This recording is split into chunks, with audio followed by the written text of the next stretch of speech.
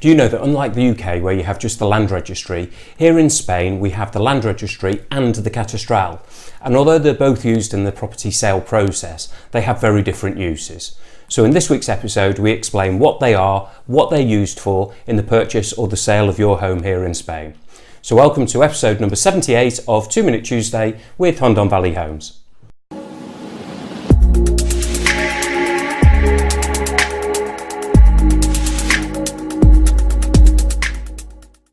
So you're probably familiar with the land registry in the UK if you've purchased or sold a property before.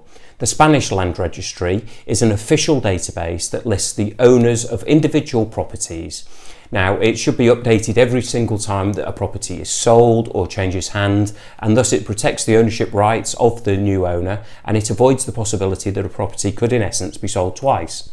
Now, the title deed, now in Spain this is called the escritura, is a very detailed document, and it includes such elements as the boundaries of your property, is the land classified as urban or rustic, who are the neighbours, who are the current owners, the size, the dimensions of the property, any additions, garages, pools, extensions, if there is a mortgage on the property, what was paid originally, who the owners are, the ownership history, and any outstanding charges that may be attached to it.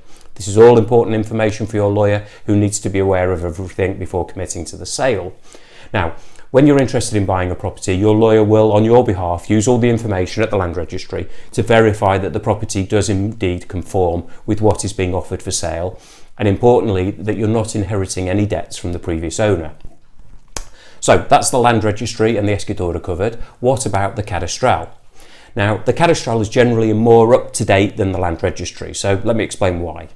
The most frequent discrepancy between the two tends to stem from the fact that the land registry records are compiled at the point of construction.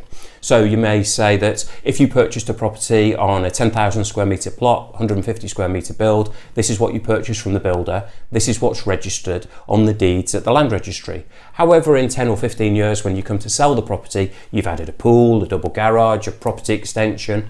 All of these things need to be added to the deeds prior to the sale so that the new owners have an up-to-date deed. So in essence, the land registry records can lag behind until they're updated at the point of sale. Now, the catastral records, however, tend to be more up-to-date. Catastral is basically, they have the similar information to the land registry. However, it's more up-to-date and it's more accurate, and it's mainly used for one thing: generating tax. Now, the land registry is a register of the ownership of the property. However, the catastral is used to determine what's on the plot, how big the plot is, and to determine the catastral value, which is similar to the rateable value in the UK. And this is used to determine the property taxes you pay each year. And they do this with photographic evidence, with photos of the property, aerial photographs, and a detailed examination of the property and what it's located on.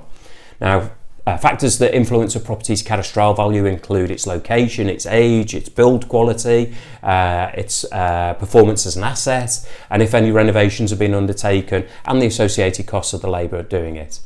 The catastral can be one of the most reliable information sources. As an agent, I check the catastral details as well as the deeds when we list a property to determine if there's any updating required on a property. And unlike many agents, we insist that this is all undertaken prior to listing the property so that there are no problems when the property is sold.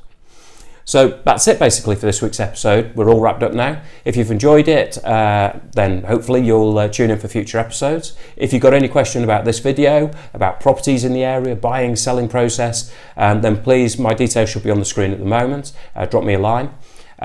You can register on our YouTube channel and click on the subscribe button if you want to be notified each time we list a new video. Or you can follow us on the Hondon Valley Homes Facebook page, as we'll list all these videos on there as well.